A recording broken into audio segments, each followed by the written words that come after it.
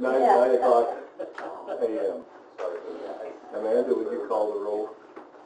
Kokenawa. Present. Awful. And Persley. Present. Whitlow. Here. Sicknut. Present. Okay. Is there a motion to approve the agenda? I'll make that motion. Second. Michael, second. All in favor? Aye. Opposed? No. Motion carries. Let's audit the claims and to send them on to the county board for approval.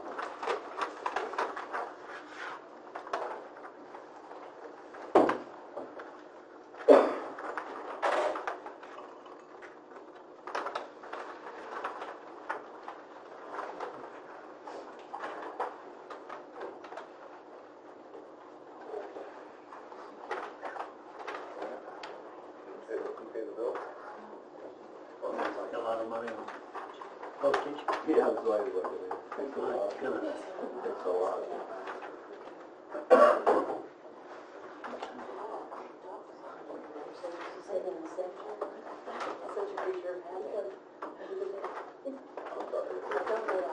Oh my God, I know. I'm really off the whole day. No, it's okay. I'm gonna try to do it from this chair.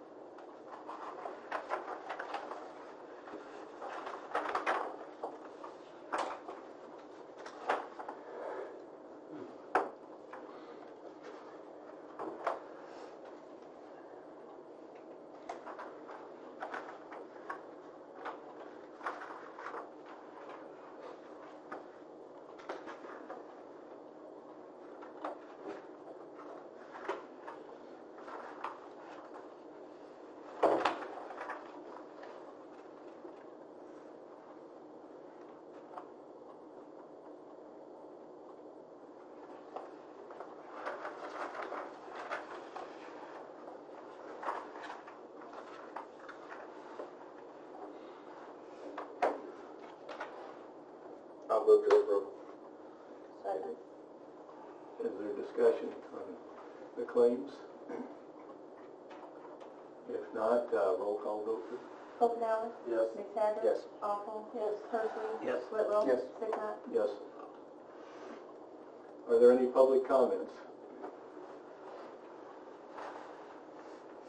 Seeing none, are there any discussion points from committee members?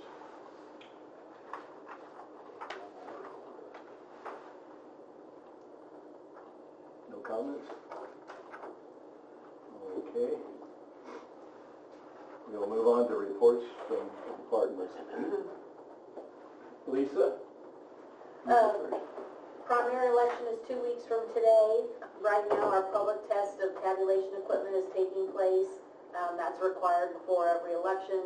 We don't usually have too many people from the public, but there is one person down there viewing it right now. And that's basically just to show that the equipment is working properly and tabulating properly. It's just a short test.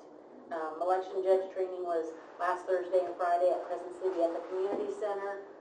We trained approximately 800, I'm sorry.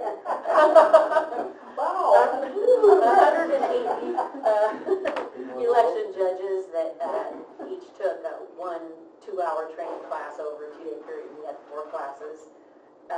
Early voting has commenced, and it started out a little bit slow, but it did coincide with the flooding, and so that may have had something to do with it, although email communication with a lot of other clerks through the state, everyone has said theirs has started slow. We are working on getting all the election judges lined up for 37 precincts. Got to pack supplies for all the precincts, and then we'll be open the Saturday before the election until noon for early voting, and then in the afternoon then we finish up packing and getting things ready to be delivered on Monday before the election. On think it was Friday, the 2nd of March, we sent out approximately 1,040 statements of economic interest, the yellow sheets that everybody loves. And that covers 1,257 positions that are required to file in Iroquois County alone. So foot traffic is very busy with people filing those right now. Excuse me. And then on the 14th, Steve, who is one of our DevNet representatives, will be back. He was supposed to come on one of the days, I believe it was the Monday when the flooding started, to continue to train Mary, our new tax extension clerk, but he's from like 3 hours away, and it seemed a little iffy whether we were even going to be able to get in, let alone having him wandering in the country looking for a route to get into Watseka. So we canceled him, and he's not able to come back until the 14th, so he'll be back on the 14th to continue training Mary in tax extension. That's about it. Okay. Any questions? Bob, what do you got? Okay. We are, should roll to the Department of Revenue. Final notices for the board review have been sent out in the mail, so we should roll to the Department of Revenue sometime next week, I hope, if everything goes well, which will be about a week and a half, 2 weeks ahead of last year.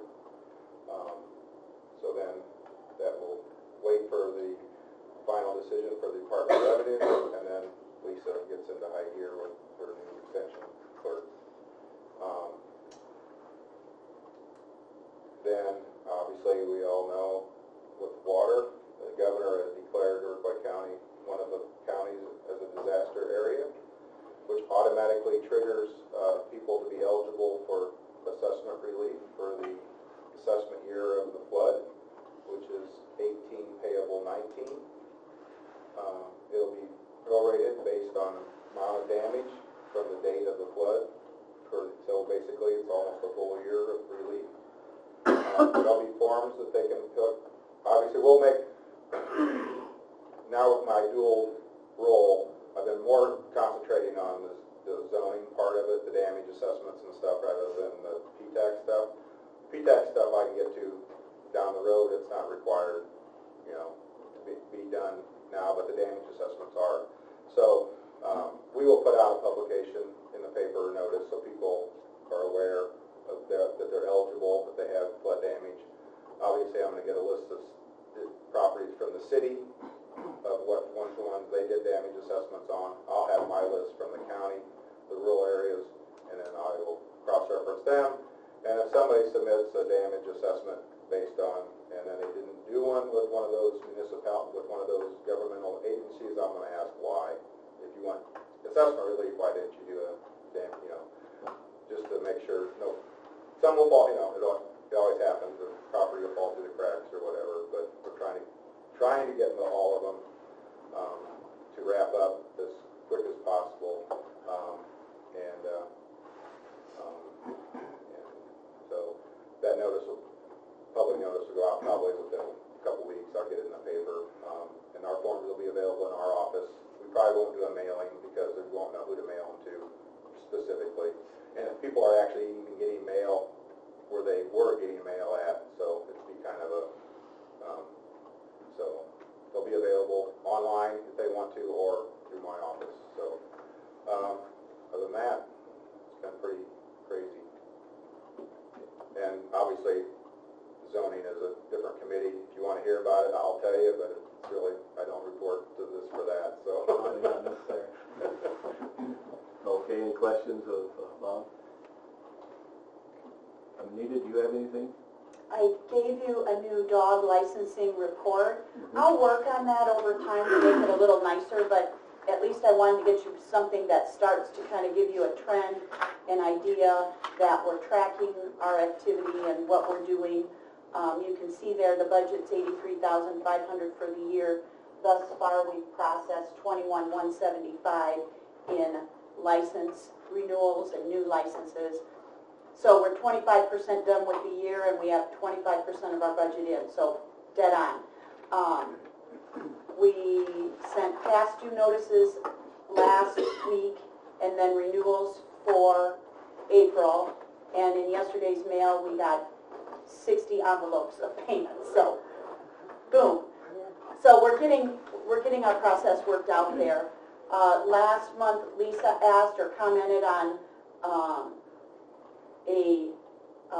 when's the last time we had dog court. We sent people to court for their unpaid licenses. We were behind and we didn't want to do that like in January till we caught up. The last court date was December 21st. So we did one in November, one in December. We haven't done one in January, February. I talked to Lisa Hines last week, and she kind of said, if you can hold off, they're really swamped now too. Not a high priority. One thing that had changed, which I didn't know about until I followed up with them, we used to, if you'd send somebody a notice that they had to go to court because they didn't pay their dog license, right? A lot of no-shows, a lot of people didn't show up for that because they think really it's a dog license. Well, then we would file a lien on their house for an unpaid dog license, which when they go to get a new mortgage, sell their house, all of a sudden they got to pay off a lien here. Well, and that's the piece, Lisa would see that. So those fees, so all of a sudden they stop coming. Well, so I called over to Jim Devine's, first Lisa's, then Jim Devine's office. They quit doing that. Instead of filing a lien, they just sent it to this collection agency that Lisa uses, and she reports to judicial how many they recovered. So, right. So you're not shocking people that all of a sudden they have a lien on their house because they're unpaid dog license from 2012. And just based on the calls we get in our office, I mean, some of them, we've had several, now that they're sending them to these collection agencies, we're getting calls from people, it's like from 2012. Well, I told you my dog died. Well, we have no record of it. You know, we've been through 3 softwares in that amount of time. So it's really squishy where we can prove it or not. So we're trying to use our best judgment to collect what we can, but also recognize that we're not clean in this anyway. But I mean, we're getting good results. We're getting a lot of phone calls. So I think we're getting streamlined and our process is better. So. Okay, any questions? No? Okay. Well, we'll move on to animal control. I'd like to read an update that Dr. Yusuf sent me yesterday on what's been happening. It says this is an update about what was happening during the flood disaster until now. My clinic got flooded and there is big damage. I am dealing with that right now to put things back together, so hopefully we can open the facility again in 7 to 10 days. We received 27 dogs, 10 cats, 1 bird, and 1 hedgehog. Firefighters allowed me to go back to the clinic to get some medicine to treat either aggressive or hyper excited animals, and everything went fine, except Erica got bitten by one of these aggressive dogs, and we took care of the situation. Brandy and Brittany, my 2 nurses, helped in the process big time, so we all worked together to take care of the animals from walking, cleaning, feeding, and so on. I disseminated some of the cages in my clinic and put them in the shelter to use them for animals. There were 12 cages. I had to buy 10 extra cages from Big R to accommodate more animals.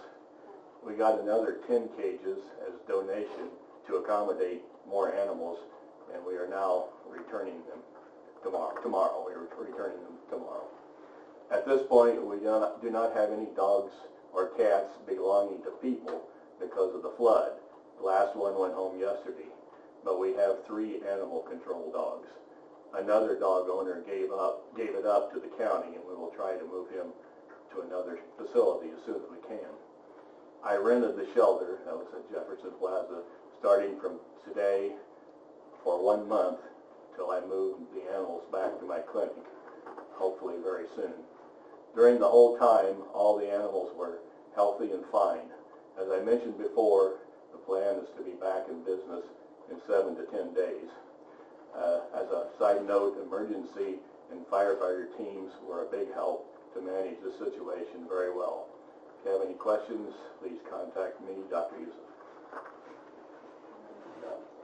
So, move on to your report then, Dr. Yusuf? I'm sorry, say again. Shall we move on to anything you have to report? I just want to say, like, it was a very overwhelming situation, because suddenly I was not expecting my clinic to be flooded. 2013, not even one drop get inside the clinic. I was watching everything by security camera. 4 o'clock, not one, even a drop inside the clinic. 4:30, it was 2 feet inside. Oh my God. So it was so... How much? 2 feet. 2 feet. Within 30 minutes. Wow. So, like I said, it was very overwhelmed because I was not expecting something like this to happen. So that's why I called Eric right away. I said, we need a dry place so we can, set up a shelter very quick. And that's why everything was moving fast. We didn't expect this number of animals to come right away. It started 27 dogs, 10 cats, and most of them are very large breed dogs, not like small breed. And like I said, some of them, I think 3 or 4 of them are very aggressive. And like I mentioned, Erica got bitten in her hand, but we, treated her and we, deal with the situation the right way. We got the license from the rabies, license from the dog, and watch for 10 days and all of these things. So we are in a good shape now. The other thing is, I just want to really thank you, all the teams, including the health department, fire department, the emergency team. Very helpful, very I'm sorry. My dog. My dog is hungry. So, I used to report to Eric twice a day, like once in the morning, once in the afternoon, to tell them about how many dogs do we have, what's going on in the facility. We dedicate visitation from 10:30 to 11 to all the owners of the dogs or cats. They can come and watch them. If anyone has any special recommendation, special food, they can give it to us and we can, handle it to the dogs and stuff like that. So I think it went very well. We didn't have any complaint from any of the owners. And the other thing happened in between is when the flood went down, the water went down, and everybody started to go home. When they went home, they found out that the house is big damage. So they returned the animals back to us after we finished. Okay, you know what? Now 10 or 12 dogs out are relieved now, so everybody started to bring the dogs back and the cats back. So we started the whole operation again from the beginning. And like I said, Erica doesn't have a lot of experience about handling such huge number of animals. So Brandy and Brittany jumped in. Although Brandy, she lost her house. But the first day of the flood, 11:30 at night, she was at the shelter. She got a phone call from her husband. He said the whole foundation collapsed. And we lost our house. Oh boy. So I appreciate that for her because she continued. She said, okay, are you okay? I'm fine. Okay, let's take care of, I still have to take care of the shelter here. So big help, big dedication, helping everybody, talking to everybody in a very nice way. I went myself and Erica to the human shelter, in that church, and I talked to everybody and we made an announcement, your dogs are fine, cats, if you have any special recommendation or any special treatment. It was one dog had a severe skin issue and I was about to treat, and then the owner came back and she took him at the same time. But we gave a lot of medicine to dogs, to calm them down. Because a lot of dogs in such a small place, everyone is very excited, everyone is crazy. And yesterday we sent everyone home. We don't have anything other 2 dogs from the county, like you mentioned. 3 dogs actually. But Erica will adopt one of them, so we're going to have 2 dogs. And the other thing, I had to rent, the place over there, and I'm meeting today with Chris to give him the check for 1 month, so we can take care of the animal county dogs over there, till hopefully we open our clinic in 10 days, and then we can move all the animals over there. Okay. Yeah. When you noticed you were flooding and the 2 foot of water, did you have dogs in there at that time? No, we moved all the dogs, yeah. We had like one cat in the whole clinic, and I took it home with me because I was not sure what's gonna happen. No. Yeah. Dr. Yusuf has also mentioned that Brandy and Brittany put in a lot of extra time doing this, and we were wondering if there's some way of getting compensation for some of that. Yes? I would like to make this committee aware of something. Over the weekend, when the Red Cross shelter was open, I made numerous phone calls to Erica because during the weekend when they were doing some of this flood cleanup, so not setting aside all those unbelievable hours that they put in, over the weekend, I'm calling her because people are getting their homes cleaned out, and even if they were back in their homes, staying in their homes, and that was going on, they did a lot of mold mitigation. So people who had their animals with them didn't know what to do with it, because when you do mold mitigation, the animals cannot be in the house. Nothing live can be in the house for a minimum of 5 hours. So we were having people that were showing up over the weekend out at the shelter who didn't know what to do with their dogs. One phone call to Erica, she always, we had people saying that they would just put it in their car for 5 hours. Erica said, no, don't do that. We'll take care of them. We'll make sure that they can have exercise, that they have a safe place to go to the bathroom, that they are fed during that time. We'll make sure that they're okay. So they went even above and beyond the shelter. And I wanted this committee to be aware of that, because can't imagine how stressful that is for those homeowners, and then not to have any place for their pet to go for 5 hours. Dr. Yusuf's whole staff stepped up to the plate like you can't imagine, and I think it's important that this committee know that you are aware of some of the extras, things that they really didn't have to do. It's not within their job description, and they did it anyway, and they stepped up to the plate, and I think that's important to recognize. And thank you very much, Dee. But I want to mention one last thing. Erica got actually stuck in her house. Like the whole house are flooded around. She cannot come to the shelter. And we called the firefighters. They said, they can take me to the clinic to get the medicine from there. And to go from the shelter here to my clinic, it took literally 2.5 hours to go there, because I have to go from one truck to another, to one area to another, because everything was flooded. So she got stuck in her house for almost like a day and a half or 2 days. And I have to find somebody to jump in and take over right away. I cannot handle 26 or 27 dogs by myself. Yeah. So I really, like Dee said, I appreciate everyone there. Erica did an unbelievable job. Although she got bitten, but she kept working. She said, don't worry about me, I'm just gonna wrap it, and then we took care about it later on. But I said, like, the teamwork, it was unbelievable. I was so amazed about the amount of sympathy and empathy to people and working together. I'm just very blessed to be in this county, honestly. Thank you. Anita, is there some way that we can compensate the nurses for what they did?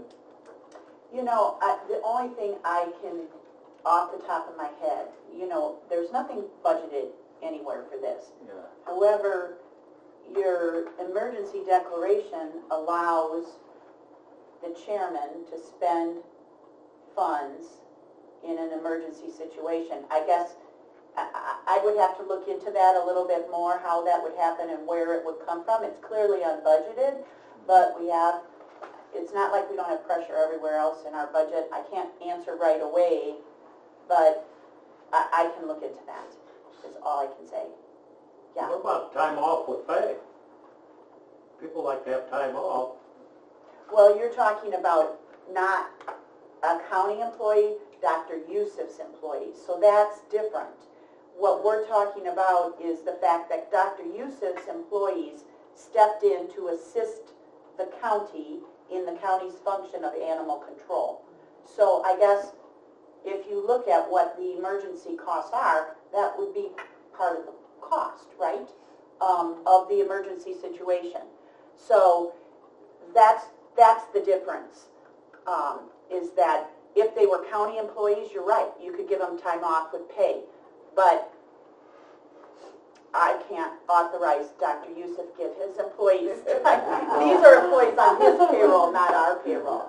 His employees stepped in and did county work for free, essentially, on Dr. Yusuf's dime. he paid for them to help us. That's the issue that we need to address. And we should talk about how we quantify what those costs are. And then we figure out how we do something about There that. should be something down on paper as to what the Oh, yeah, it expenses. definitely has to be documented. And So- Dr. Yusuf probably could put Yeah, something. we did that, help me out with the, but I just want to say, at the time of emergency, I'm not asking them to Oh, jump sure. in because of that, they are not working for me, I didn't see anybody else, and they are very experienced to have been, Randy has 14 years of experience, but I want 12 years. Imagine if I get any inexperienced volunteers and then they get bitten from dogs and everything would be in a mess. I cannot handle the situation like this, yeah, No, it takes help, doesn't it? yeah. definitely look into it, and I think they deserve it. Yeah, okay, well, we will, if you will submit something Sure. to what you think the expenses might have been, then we can go over it and maybe, You call. Sure. We'll talk through what. Thank you. okay. Is there anything else, Dr. Yusuf? Okay. Thank you for all you did. Oh, thank you. I appreciate it. Yeah, I told Dr. Yusuf that this really shows his dedication to serving animal control in the county. Appreciate that. This is my job, I'm trying to do my best. Okay, let's move on to old business. Has anyone investigated the Association of Animal Control in the state of Illinois? I did write to them and just yesterday received a reply back and said that, and this came from Julie Boudreau, who is animal control in Kankakee County, that she said she would get an application to us. So at this point, we probably should leave it until next month until we get the application. That's all I have for that. Any other old business? Any new business? Lucky business. Make a motion to adjourn. Second? Second. Okay. All in favor, aye? Aye. Opposed, no?